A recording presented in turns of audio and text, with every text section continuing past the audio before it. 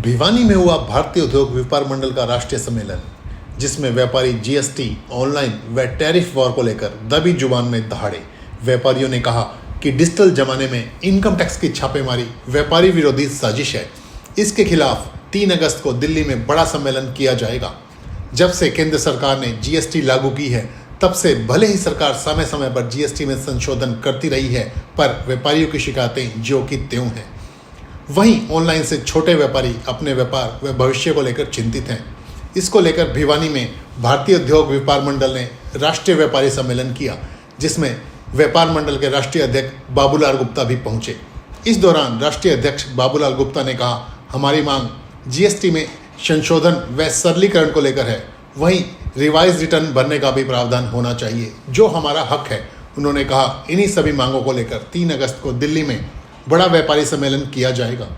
गुप्ता ने कहा कि व्यापारियों पर इनकम टैक्स की रेड साजिश है।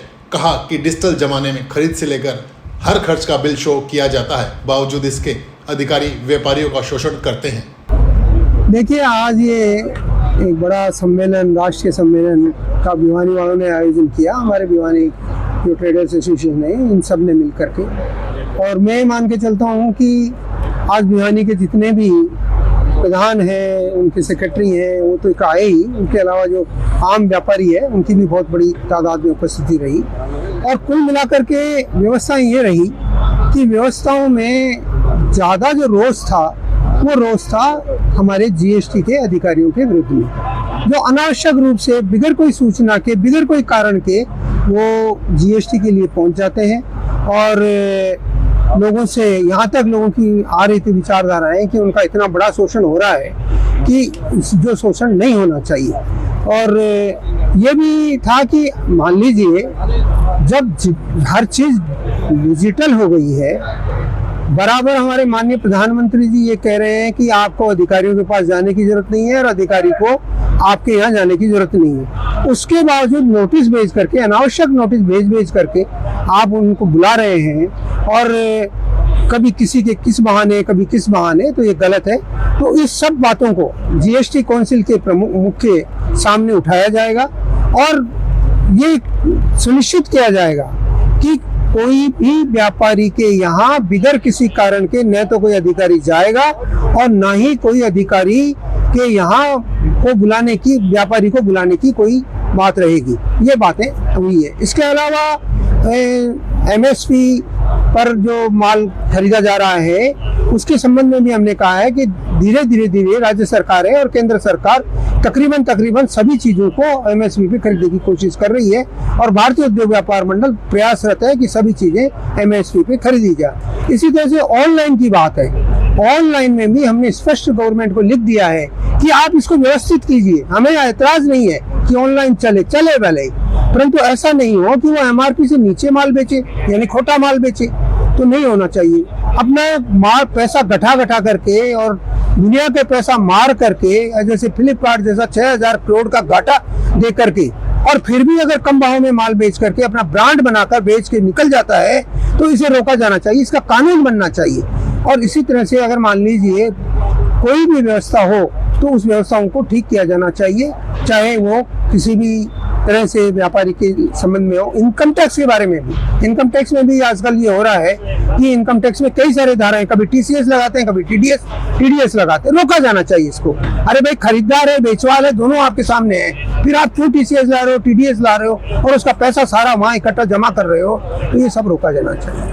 भिवानी में कुछ दिनों से जीएसटी की रेड की समस्या आ रही थी, जिसमें पलंटी तो बहुत कम लग रही थी और 2 नंबर में ज्यादा लिया जा रहा था। इससे व्यापारियों में भारी रोष था। उनको धमकाया जा रहा था, अगर इतनी नहीं दी तो आगे आपको आने वाले टाइम में और रेट पड़ेगी और हर्जाना भरना पड़ेगा। उस अवैध में हमने, भाई मामला सेंट्रल गवर्नमेंट का है, तो केंद्र नेतृत्व जो हमारा भारतीय उद्योग व्यापार मंडल से, उनसे हमने रिक्वेस्ट करी कि भिवानी के व्यापारी काफी पीड़ित हैं और परेशान हैं, इनकी समस्याओं को सुना जाए, हल किया जाए। आज ये इन्होंने टाइम ना होने के बावजूद भी टाइम निकाला, भिवानी आए और उनकी समस्याओं को सुना और आश्वासन दिया है कि केंद्रीय वित्त मंत्री से या प्रधानमंत्री से, जिससे भी हमने मिलना होगा, इस समस्या का हल करवाया जाएगा। अगर फिर भी नहीं हुआ तो आंदोलन से भी कोई परहेज नहीं है। भिवानी में यहाँ पे हर बाजारों के प्रधानों का एक व्यापारी सम्मेलन हुआ है। निश्चित रूप से व्यापारी एकता के लिए बड़ा ये सराहनीय काम व्यापार मंडल द्वारा किया गया और यहाँ पे आज तमाम जो व्यापारिक समस्याएं हैं, चाहे वो ऑनलाइन को लेकर के हो, चाहे वो मंडी को लेकर के हो, खाद्य विभाग के लेकर के हो, और हाल ही में यहाँ पे जो जीएसटी सेंटर जीएसटी द्वारा सर्वे छापे में जो व्यापारियों को ठगने का काम किया जा रहा है उसके विषय में विस्तृत चर्चा हुई है। बहुत सी सार्थक चीजें आई हैं और इन सारी समस्याओं को लेकर के भारतीय व्यापार मंडल केंद्र में जाकर के केंद्र सरकार के मंत्रियों से भेंट करके इन समस्याओं को समाधान कराने का पूर्ण प्रयास करें। नहीं, अगर हमें लगता है कि व्यापारियों की जो समस्याएं हैं वर्तमान सरकार सजग रूप से उस पर काम करती है और अगर सरकार इस पे ढीला ढवाली करेगी तो व्यापार मंडल किसी भी प्रकार से प्रजातांत्रिक तरीके से हम लोग रोड पे उतर के चाहे उतरना पड़े, हम अपनी समस्याओं को समाधान करा करके ही दम लेने वाले। देखिए, ऑनलाइन के लिए हमारी मंत्री से कई बार बात हो चुकी है, माननीय पीयूष गोयल जी से। ऑनलाइन ये बहुत बड़ी समस्या इसलिए भी है कि इस देश के पूरे स्ट्रक्चर, मार्केटिंग स्ट्रक्चर को समाप्त कर रही है, इस देश के अस्तित्व को समाप्त कर रही है और ये व्यापारियों के साथ में उपभोक्ताओं के लिए भी बड़ा खतरनाक है क्योंकि इसके माध्यम से ये ठगने का काम कर रहे हैं। तो आपके माध्यम से अपील करेंगे घर की गृहिणियों को कि आप जो भी मंथली सामान है उसको 2 पार्ट में करें। आधा पार्ट आप बाजार जा करके लाएं और आधा, अगर 5 किलो शक्कर चाहिए तो 2.5 किलो बाजार जा करके लाएं और 2.5 किलो ऑनलाइन या क्विक मार्केटिंग से बनाएं। जब दोनों के बिल देखेंगे तो 20% हमारा दावा है, 20% ज्यादा रेट लगे होंगे, लेकिन वो लोग प्रचार के माध्यम से, गलत प्रचार के माध्यम से ऐसा दिखाने की कोशिश करते हैं कि ऑनलाइन में सबसे सस्ता है, जबकि अगर हम थोड़ी सी भी अकल लगाएंगे तो ऑनलाइन हमारे इस देश के व्यापारियों के साथ में उपभोक्ताओं को भी ठगने का काम कर रहे हैं। झूठ है। मेरा यही आप लोगों के माध्यम से सरकार से भी निवेदन, ये डुप्लीकेट है। अभी आज तक में एक रिपोर्ट आई थी और उस रिपोर्ट में स्पष्ट रूप से उन्होंने कहा था कि जो ऑनलाइन अमेज़न फ्लिपकार्ट में बिक रहा है उसमें 60% माल डुप्लीकेट बिक रहा है या घटतौली हो रही है। तो इस प्रकार हमें सजग रहने की जरूरत है। इस बात को हमें जन जन परिवार तक ले जाने की जरूरत है क्योंकि जब यहाँ का व्यापारी हित रहेगा तभी इस देश को आगे विकास से विकसित भारत बनता है।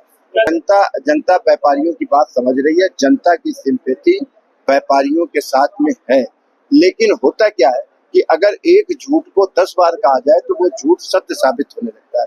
आज के इस मार्केटिंग के दौर पे चाहे हम टीवी खोलें, चाहे हम मोबाइल खोलें, चाहे हम पेपर देखें, चाहे हम सड़क पे लिख लें, वो सबसे सस्ता दिन इस प्रकार से हमारे रगों में भर दिया गया है। हम अगर मोबाइल खोलते हैं, सभी लोग मोबाइल का यूज करते हैं, उसमें बड़ा बड़ा विज्ञापन आने का काम करता है और ये बड़ी बड़ी कंपनियां हैं। और मुझे एक बात बताऊं कि टर्नओवर तो ये किसी देश में 50,000 करोड़ का करते हैं, लेकिन इनकी बैलेंस शीट घाटे की होती है। हम कहते हैं कि जब इतनी टर्नओवर हो रहा है तो घाटे की बैलेंस शीट का कोई मतलब नहीं है। इसका मतलब वो चीजों को गलत प्रचार करके ये काम करते हैं। आप जरा एक बार जिसमें 90% वो दे रहे हैं उसको खुद सर्च करके देखिए। एक तो वो दिखा दिए जाते जैसे हम दिखा दें कि हमारी दुकान में शक्कर 10 रुपए किलो है और जब कोई लेने आए तो कहते हैं शक्कर का स्टॉक तो सुबह खत्म हो गया, अब तो आप ये ले लो। तो इन्हीं सब चीजों को लेकर के हम सब लोगों को संघर्ष करने की जरूरत है। गलत मार्केटिंग उनकी हो रही है, झूठ और फरेब पे ये अमेज़न और फ्लिपकार्ट जैसी विदेशी ऑनलाइन कंपनियां झूठ और फरेब पे इस देश में आने काम कर रही है और हर देश में जहाँ गई है वहाँ देश के कानून तोड़ने का मुकदमा उनके ऊपर चल रहा है। ये कंपनियां पहले घाटे में काम करेंगी और जब यहाँ का लोकल व्यापारी पूरी तरीके से नस्तनाबूद हो जाएगा तब वो जाकर के अपना रंग दिखाएंगे।